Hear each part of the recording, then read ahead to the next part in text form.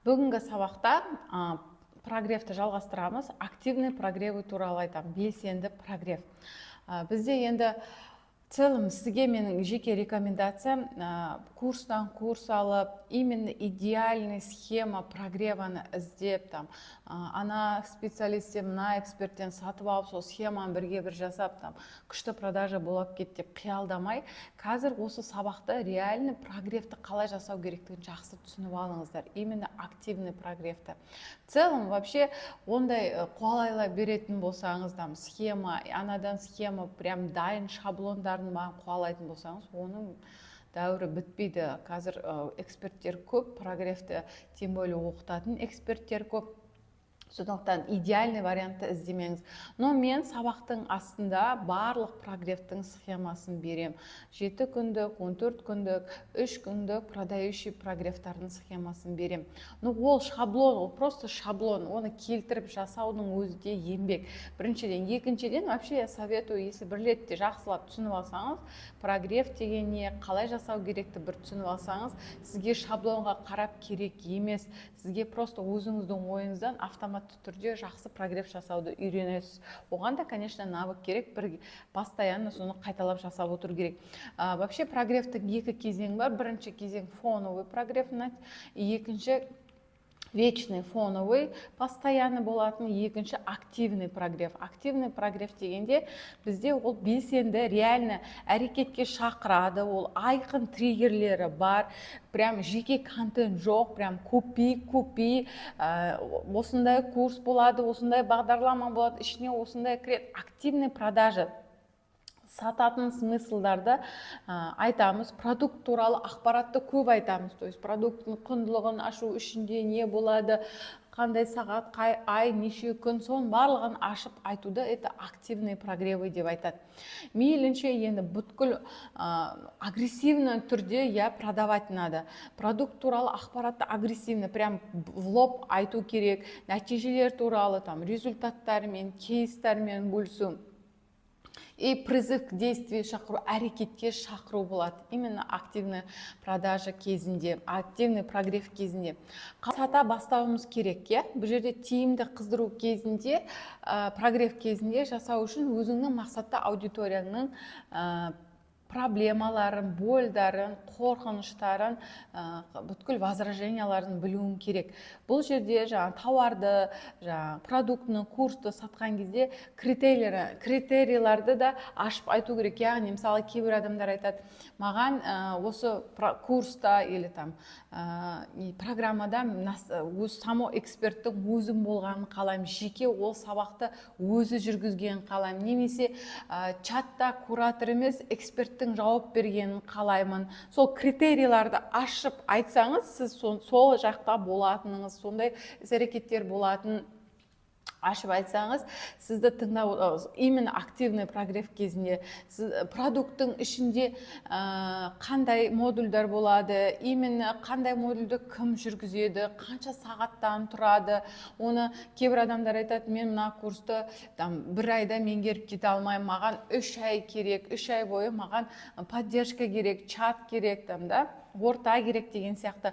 Сол критерийларды сіз алдымен, я советую бірінші біліп алуға да, на целевую аудиторияны, что они хотят. И содан кейін осы активный прогрев кезінде соларды вшивать етіп салу керек осы жерге. Конечно, тұлғалық трансляция жасау. Енді белсенді қыздыру прогрев қадамдары. Бірінші, ол мақсатты аудиторияны бөлін өзектілендіру, яғни актуализация жасау. Қайтадан сол мақсатты аудиторияны проблемасын бөлін қайтадан айтып шығу. Именно активный прогрев кезінде. Оны алдында жасадым ғой, енді не істеймін, тағы да айта беріп без, именно қайталап жасау керек. Больді шешу бойынша өз нәтижеңді көрсету. Егер де сен өз өніміңнің кейсі сен болсаң, өзіңнің жеткен нәтижең, соны толығымен этаптарын көрсету. Қалай жеттіңіз, жету барысында қандай қиындықтар болды, ең соңында қандай нәтиже алып шықты. Клиенттердің нәтижелерін, яғни сіз услуга сататын болсаңыз, услугаңыз клиент келген кезде мынандай проблемалары болды, осындайларды шеше алмай жүрді, и маған келгеннен кейін осы результатқа келді. То есть болды. Кейстар болса, егерде оқушыларыңыздың кейстары болса, онда тоже этапқа бөліп, келгенде мындай болды, осындай проблема шешілді, ең соңында осындай кейсқа айналды деп. Продуктқа, сосын предложение решение. То есть сіз егерде осындай проблемаларыңыз болса, мен сізге шешім ретінде өзімнің курсымды ұсынамын, өзімнің наставницамды ұсынамын. Осындай проблемаларды курс барысында, наставничество барысында, услуга барысында шешемін деп өзіңіздің шешіміңізді беру. Продуктқа офер жазу, яғни сол продуктке офер беру. Мысалға, именно қазір алған адамдарға осындай бонус сабақтарды берем, отдельный прямой эфирлар, бөлек канал берем деп әртүрлі офер арқылы ұсыныс беру. И, конечно, возраженияларын жабу. Толық возражение жабу үшін сіз целевой аудиторияңызды білуіңіз керек, қандай возражениясы бар екенін. Белсенді прогрев қадамдары тағы да жалғастырамыз. Бұл жерде сіз нативный прогрев кезінде, осының алдында фоновый прогрев кезінде активный сатылымға дейін сіз ертең бір 27-те, осы айдың 27-сі күні бізде продажа ашылады деп заранее соған да прогрев жасау керек болады. То есть сіз стартқа дейін 7 күн қалды, 14 күн қалды, сату продажа ашылатын туралы айту. Мысалға 27-ші жаңағы осы айдың 27-сінде продажа ашылады, дайын болыңдар, ақшаларын дайындап жүріңдер, осы датаны не пропустите деп сіз айтуыңыз керек. Енді белсенді прогрев кезінде кіру тәсілдері. Кеттік.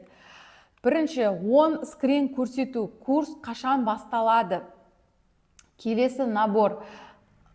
Мысалға, 10 скрин курс қашан басталады, қашан бұл өтеді деген сұрақтар бар ғой, датасын жазып жібересіз ба деген сондайларды шығарасыз да, конкретно оған датасын ответ бересіз. Міне қыздар, осындай сұрақтар келген екен, датасы 27-сі күні, осы айдың каждый 27-сінде запуск болады.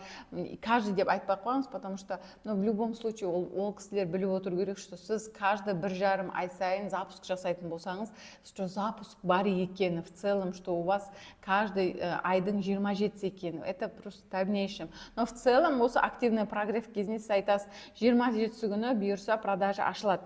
Профильдің шапкасын өзгерту, курс туралы ақпарат қосу. Именно сол активный продажа кезінде сіз шапкаға жазып қоясыз.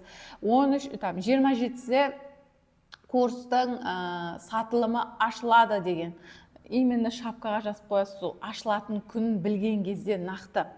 Мен бүгін сіздерге курс сататын боламын деп фразаны қолдану, конкретно в лоб айту. Сіз бүгін, мен өзімнің сторисімде бүгін сіздерге конкретно продажа болады, мен курсымды сатамын, курсым туралы толық ақпаратын беретін боламын деп прям ұялмай, қызармай, прямой сатасы в лоб. Именно активный продажа кезінде, не постоянно. Осы айда 10 оқушы алып, олармен жұмыс істеймін. Именно осы айда сіз қанша оқушы алайын деп жатсыз, қандай план жасайын деп жатсыз, планыңызда фокус группа нешеу, в целом қандай курс жіберейін деп жатсыз, соны тоже ақпарат беріңіз. Бүгін 27-ші осы айдың ендеше мен ашамын деп прям ашылуын айтуыңыз керек. Ашылды продажа деп. Бүгін ең ширақ адам курсқа өте күшті бағамен кіретін болады. Кто успеет запрыгнуть самым вкусной цене, то есть получается предзаписте мысалға мындай скидкамен болады, после уже открытия продаж болған кезде мынандай баға болады. Сондықтан скидкамен кіріп қалыңыздар, 1,7 теңге баға көтеріледі деп кәдімгі активный продажа прогревте жасайсыздар. Бүгін мен туралы айтатын уақыт келді. То есть осы запусктың болатыны туралы бүгін міне мен сіздерге жариялайын деп тұр. Осы бір аптаның ішінде толығымен курс туралы ішіне не кіреді, қалай болады, қалай скидкамен алуға болады, кімдер жүргізеді, ішіне қандай программа болады, соның барлығын айтатын болам, бөлісетін болам. Ничего не пропустите, прям деп осылай сіз айтуыңыз керек.